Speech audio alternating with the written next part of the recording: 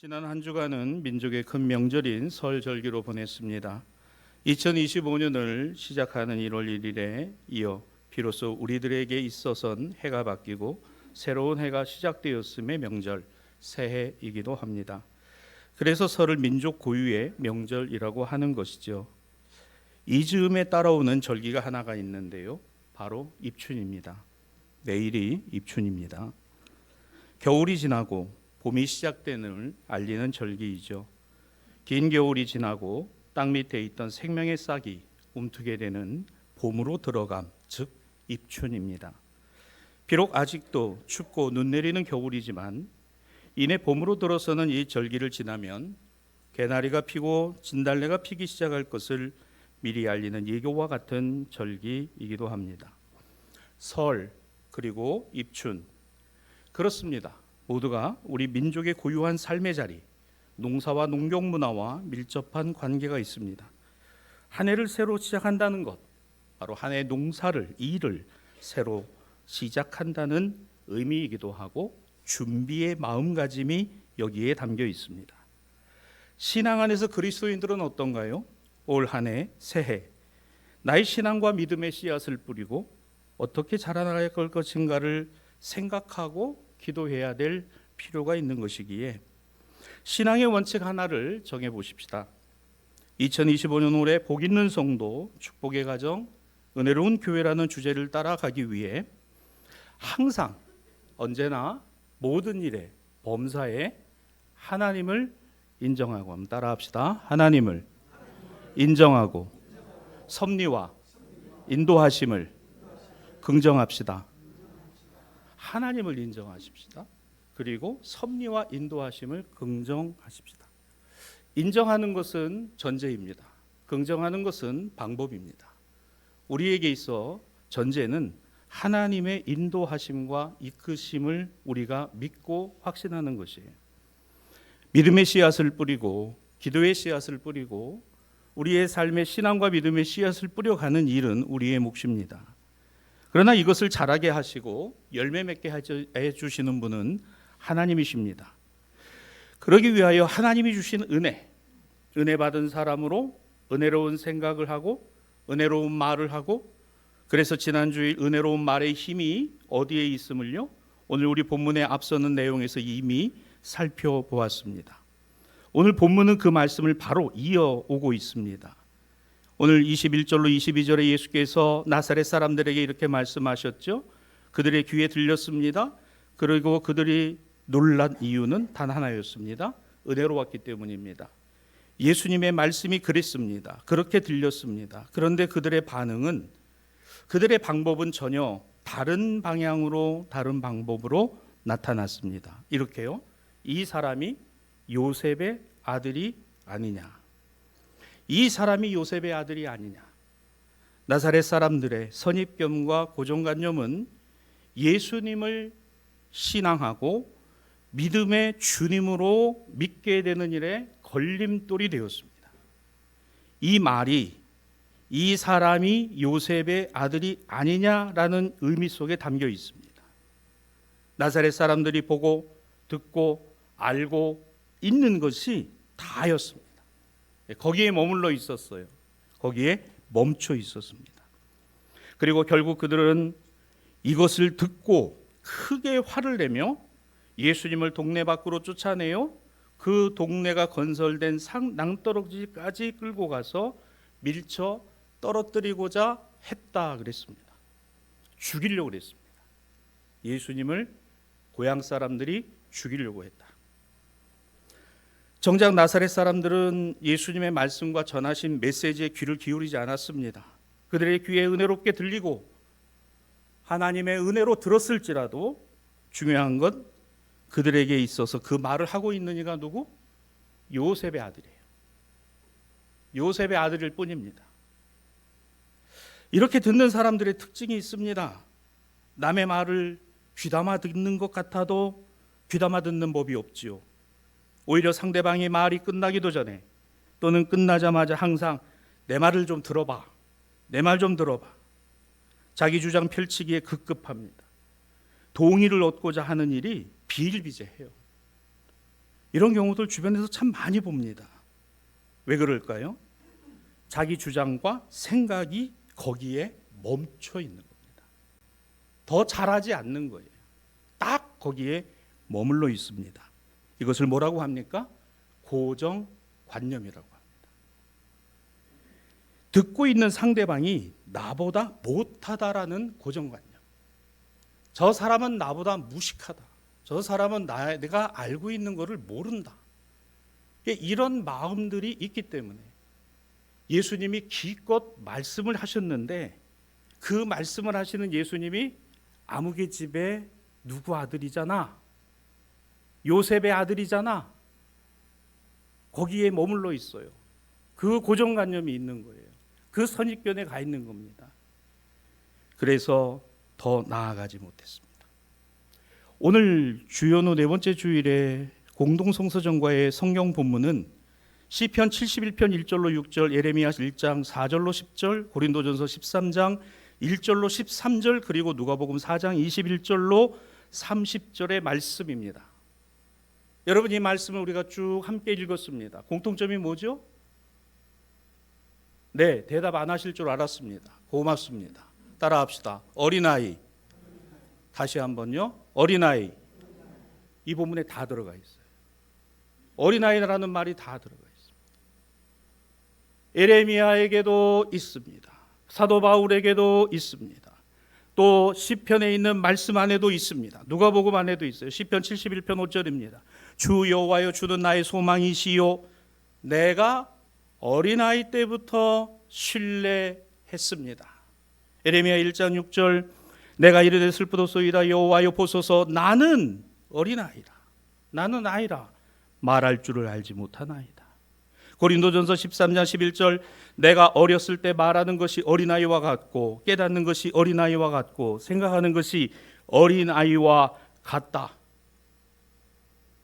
여러분, 이 모든 본문에 공통적으로 들어가 있는 이 어리다는 것과 아이였다는 말이 오늘 누가복음 본문에 나사렛 사람들에게 있어서 누구를?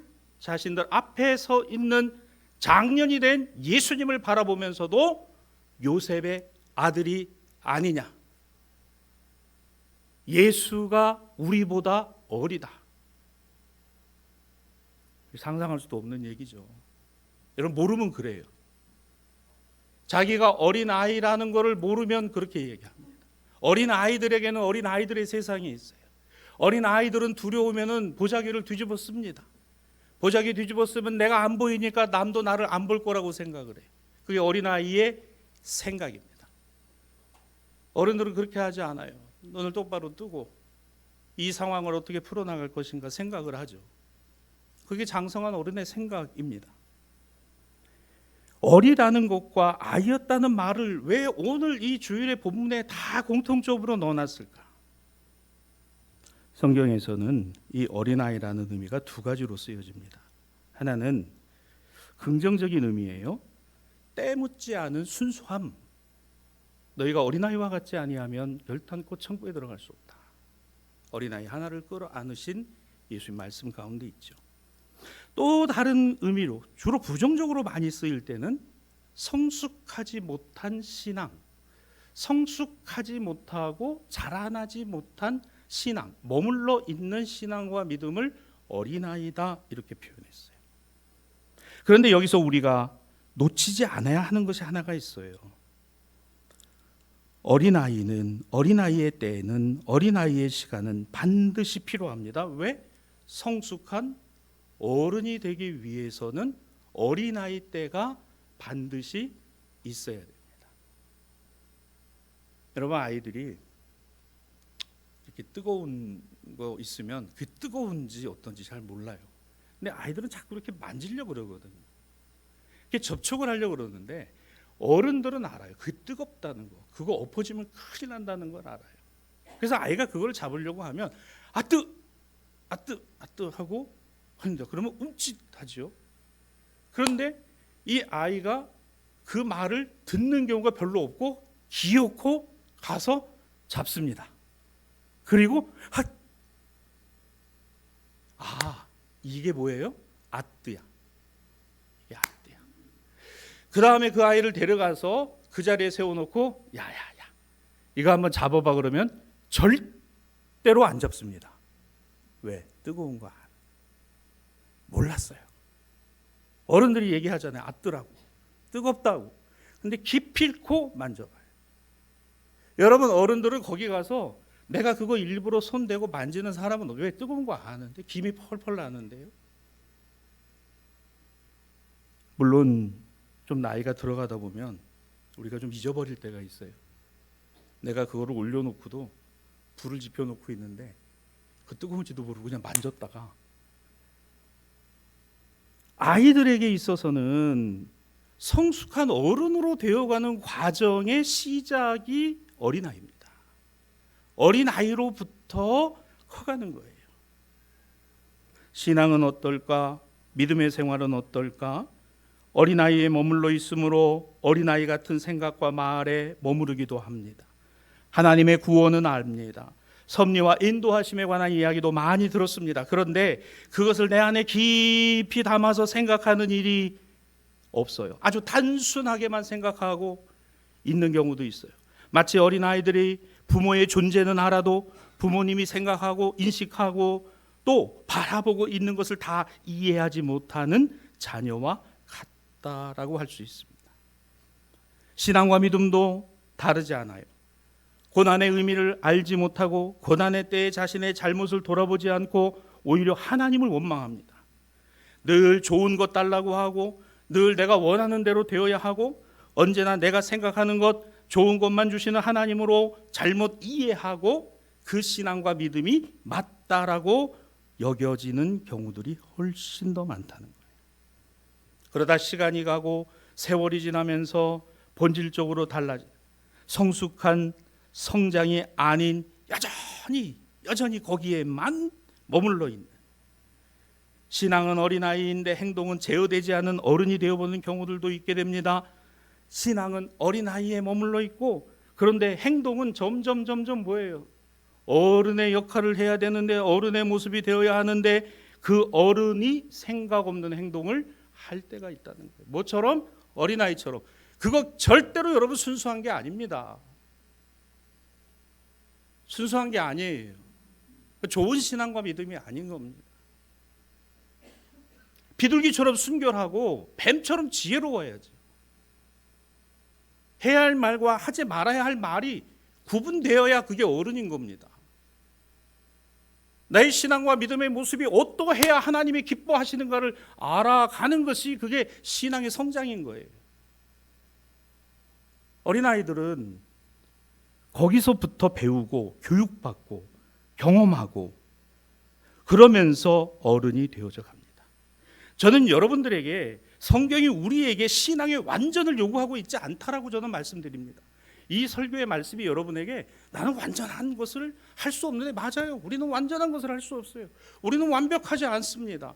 우리는 성결하지 않아요. 우리는 거룩하지 않습니다. 그런데 하나님 뭐라 그러세요? 내가 거룩하니 너희도 거룩하라. 내가 성결하니 너희도 성결하라. 그러면 그 거룩과 성결이 무엇이다라는 것은 알고 해보려고는 해야 되지 않느냐. 내 마음대로 내가 믿고 싶은 대로 내가 하고 싶은 대로 하는 게 신앙생활입니까? 아닙니다. 어린아이는 그럴 수 있어요. 그러나 점점 자라나면서 그 범주가 줄어듭니다. 이번에 명절 때 차를 가지고 서울에 올라가면서 휴게소를 한 군데 들려서 이제 새벽 기도 마치고 이제 월요일로 올라가는데 한 휴게소에 들려서 이제 아침을 아내랑 먹었습니다. 근데 먹었는데 그 밖에 1,000원짜리 2개 넣으면 뽑히는 인형 자판기가 있어요. 요거만 쫙 이렇게 있어요. 그걸 딱 보면서 제가 아내한테 그랬어요. 참, 우리 애들 어릴 때 데리고 서울 올라갈 때 휴게소마다 들려가지고 그거 2,000원짜리 넣고 빼는데 왜 여러분 휴게소마다 들렸을까요? 내가 원하는 게 나오지 않아서. 내가 원하는 게 나와야 되는데 그걸 뽑았는데 내가 원하는 게 안 나와서 이리 울고 저리 울고 야야야야 다음 휴게소가 있잖아. 그래서 집에서도 다음 주에서 가서 또 2,000원 집어넣고 또 넣으면 또 그거 안 나왔다고 가는 내내 또 올라가다가 다음 주에서 또 들고.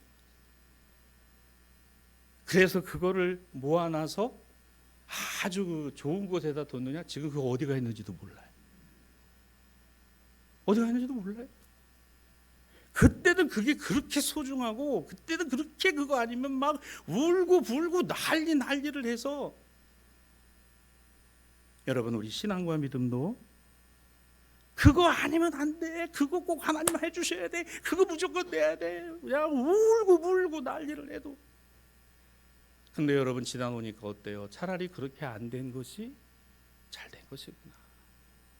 내게 그거 주지 않으신 것이 하나님의 은혜구나.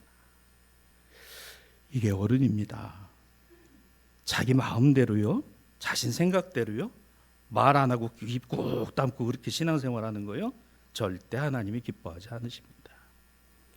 지난 주일로부터 이어진 복음서 보면 다시 우리에게 묻습니다. 누가복음 4장 21절입니다. 이 말씀이 너희 귀에도 들리느냐? 이 말씀이 너희 귀에도 들렸다. 예수님의 말씀입니다. 은혜로운 말씀이 들리고, 그래요, 은혜로운 말을 할 줄 알아야죠. 은혜롭게 들었습니까? 은혜롭게 생각하십시오. 나의 귀에 들린 대로 주님의 말씀이 내 안에서 자람이 되고 성장이 되고 성숙하게 만들어져 가게 하시는 분이 하나님이십니다. 그러면 우리의 신앙과 믿음 안에 있어야 될 아주 중요한 관점이 뭘까요? 누가 전하는가보다 더 중요한 것이 있어요. 무엇을 나는 듣고 있는가입니다. 자, 보세요. 나사렛 사람들에게 예수님의 말씀이 정말 중요한 말씀인데 그 말씀이 아니라 그 말씀을 하고 있는 요셉의 아들이 불쾌한 거예요. 기분 나쁜 거예요. 그렇죠? 하나님의 은혜는 어디에나 있습니다. 하나님은 모든 곳에 은혜를 베푸시기에 합당하신 이 세상의 주인이시고 주님이십니다. 근데 그 은혜 안에 있는 나는 항상 그 하나님의 은혜를 경험하며 믿으며 살아가고 있느냐? 어쩌면 내가 갖고 있는 고정관념이나 선입견 때문에 모르고 있지는 않을까? 여전히 어린아이가 아닐까? 보는 것도 듣는 것도 생각하는 것도 말하는 것에도 그냥 그 자리에 머물러 있는, 철저하게 자기중심적인, 자기에게만 집중하고 자신만을 아는, 상대방의 말을 귀 기울이고 그 의미를 해기보다 내 말을 들어보라고 강조하고 강요하는 이와 같은 시대가 오늘을 살아가는 우리의 삶의 자리고 오늘의 시대라는 것입니다. 자, 예수께서 이 나사렛 사람들에게 도대체 어떤 말씀을 하신 건가? 은혜로운 말씀 가운데에는 본문 25절로 27절에 보면 많은 이스라엘의 과부들이 긴 가뭄에 있을 동안에 교통을 겪었지만 엘리야는 시돈에 사는 이방인 과부에게 은혜를 입게 했다. 열왕기상 17장 1절 이하 18장 1절까지 나오는 말씀이죠. 이스라엘에 또한 적지 않은 나병 환자들이 고통을 받고 있었어도 하나님의 종 엘리사는 시리아 사람이었던 나아만의 병을 고쳤을 뿐이다. 열왕기하 5장 1절로 14절까지의 내용입니다. 이 얘기를 예수께서 회당에서 나사렛 사람들에게 하신 거예요. 다 아는 얘기입니다.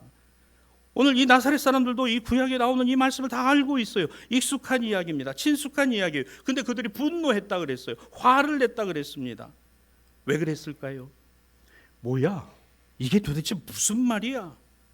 이방인 과부? 이방인 나아만? 저들이 은혜를 입었다고? 저들을 위해서 엘리사가 보내주고 저들을 위해서 하나님의 종이 보내졌다고? 그러면 우리는 뭔데? 나는 뭔데? 누가복음 4장 28절입니다. 회당에 있는 자들이 이것을 듣고 다 크게 화가 났다.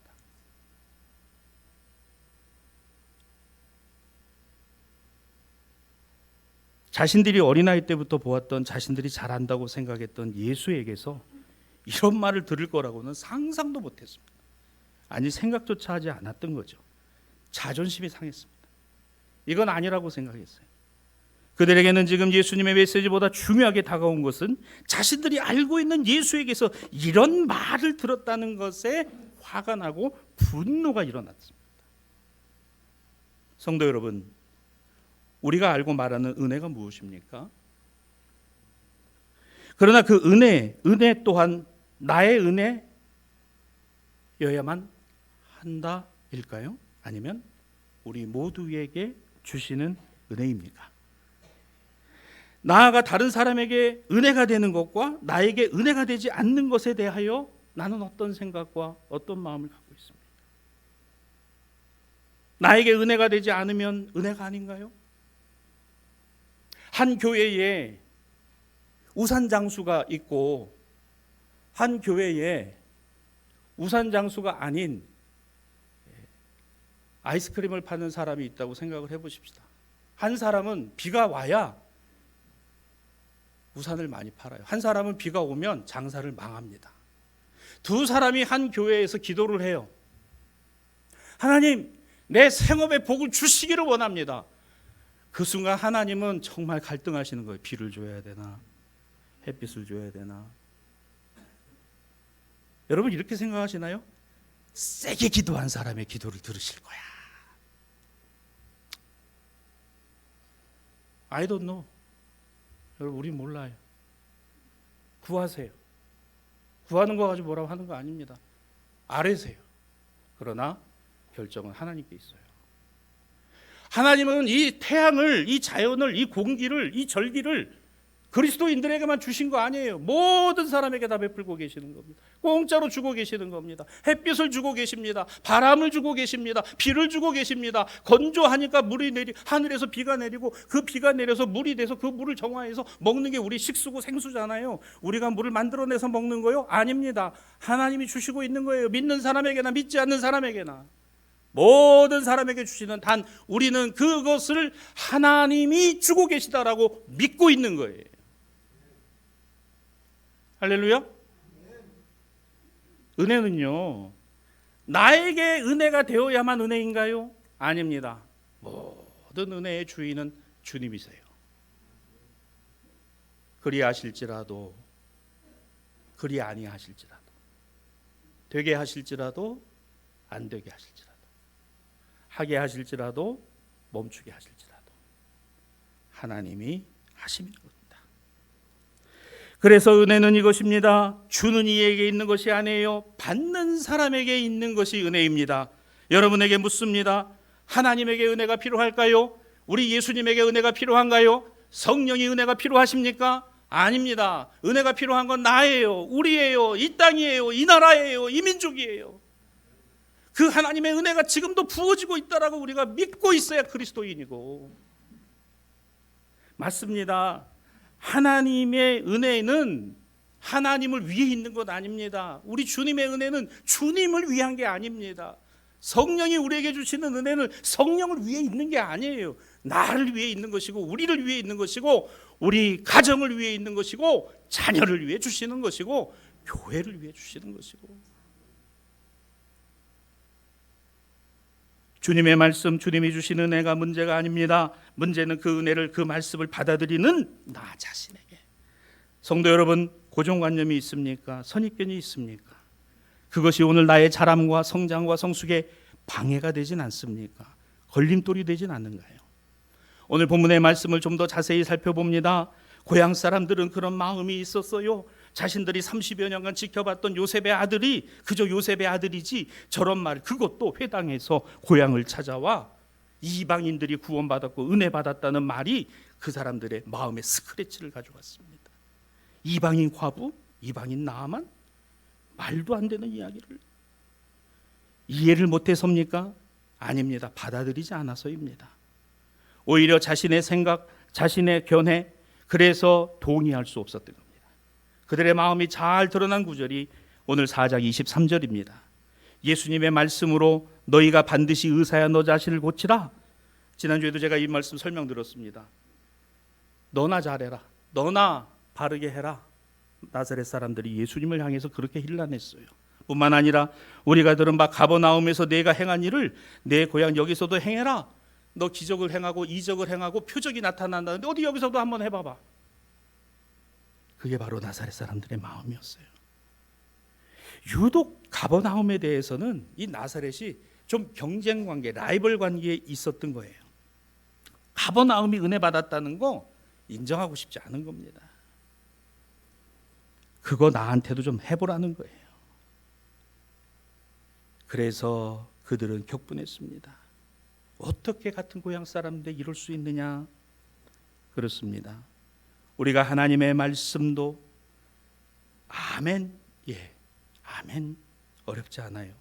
그런데 그 말씀이 나 자신에게 교훈으로, 책망으로, 바르게 하도록 교정하는 것으로, 그리고 의로 교육시키는 가르침으로 다가오면 아멘이 안 됩니다. 솔직히 말해서 아멘이 안 돼요. 그런 설교를 하는 목사가 밉습니다. 하나님의 말씀을 내가 묵상을 했는데 그 묵상된 말씀이 나에게 찔림이 되고 다가오면 아멘이 안 됩니다. 그럴 때 여러분 어떻게 해야 되는지 아세요? 하나님, 저는 제 힘으로도 도저히 이 말씀을 따라서 제가 순종할 힘이 없습니다. 주님, 나를 불쌍히 여겨주시고 주님, 나를 긍휼히 여겨주시옵소서. 당장은 쉽지 않겠지만, 당장은 그렇게 할 수 없겠지만, 그러나 그게 하나님이 원하시는 길이고 하나님이 그렇게 인도하시는 길이면 거기에 내 마음을, 그래요, 여러분에게 부탁을 드립니다. 다 안 줘도 돼요. 조금만. 100가지 중에 99가지는 내 주장을 갖고 있더라도 한 가지만큼은 주 뜻대로 되기를 원하나이다 만큼은 가지시기 바랍니다. 주 뜻대로 되어지기를 원합니다. 여러분, 이것이 예수님이 하셨던 기도예요. 내 뜻대로 하지 마시고 아버지 뜻대로 되어지기를 원하나이다. 나에게 다가오는 하나님의 말씀이 아멘이 되지 않으면 우리는 뭐가 되나요? 아니가 돼요. 아니, 그건 아니야. 나는 그렇게 못해. 나는 그렇게 할 수 없어. 나는 그렇게 하면 안 돼. 나를 향한 하나님의 은혜, 나에게 행하신 모든 일이 또한 우리를 향한 우리에게 행하신 모든 것이 또한 은혜이며, 나에게 유리하고 불리한 것에서가 아니라, 나에게서 맞고 틀리는 것이 아니라 그 하나님의 뜻과 섭리를 깨닫고 헤아릴 수 있음의 신앙과 믿음의 모습을 생각해보는 이 한 주간이 되었으면 좋겠습니다. 말씀을 정리하죠. 어린 사람이 자라서 어른이 되는 겁니다. 처음부터 어른은 없습니다. 어리니까. 여러분, 신앙도 그렇고 믿음도 그래요. 처음에 신앙과 믿음을 가지면요, 참 흡수력이 빠릅니다. 근데 어느 정도 신앙과 믿음이 되어져 가면 이제는 내가 판단하고 생각하는 것이 더 앞설 때가 있어요. 그런데 그게 신앙이 자라고 믿음이 자라서 성장하고 성숙하는 것이 동반되지 않으면 신앙의 연조나 믿음의 연조를 앞세워서 마치 내가 어른이 돼 하는 일이나 생각과 행동은 뭐예요? 여전히 어린 아이처럼. 여러분 생각해 보세요. 제가 서울 올라가면서 휴게소마다 제가 2,000원짜리 넣고서 여보 내가 오늘 이거 뽑아야 되는데 기도해 줘. 그걸 여러분 거기서 넣고 기도하면서 주님 오늘은 나루토가 뽑혀지기를 원합니다. 주님. 그걸 여러분이 보셨어요. 아이고 우리 목사님 정말 저 뽑기 하나도 저렇게 기도하시고 은혜가 된다 이러실 거예요? 아이고 얼마나 웃겨요. 아이고 아마 여러분은 마음이 좋으셔서 그럴 거야. 그냥 못 본 척하고 지나가실 거야. 민망할까 봐 그냥 못 본 척하고. 사랑하는 성도 여러분, 못 본 척하고 지나갈 때도 많습니다. 알면서도 이야기 안 할 때도 많아요. 누가? 하나님께서. 주님이 다 아세요. 그냥 못 본 척 하시고 말씀 안 하시는 것뿐이에요. 왜? 여전히 어리니까. 그러나 어려서만은 안 됩니다. 자라나야 돼요. 배워야 됩니다. 교육 받아야죠. 말씀의 깊이 알아야죠. 말씀을 읽을 때마다 하나님의 도우심을 구해야죠. 그렇습니다. 어림으로부터 자라야 되는 거죠. 어린이에게서 자람이 멈추면 어른이 되지 못하는 겁니다. 성장과 성숙이 멈추기 때문이죠. 성숙함으로 성장하는 자람이 되어야 잘하는 것입니다. 2025년 1월 1일이 시작되고 이제 설을 지나 따사로운 봄 햇살을 그리게 될 입춘절기에 이 자람을 준비하는 이 마음의 준비, 영적인 준비, 그런 신앙적인 준비의 다짐과 결단들이 있었으면 좋겠습니다. 멈추지 말고 자라가십시다.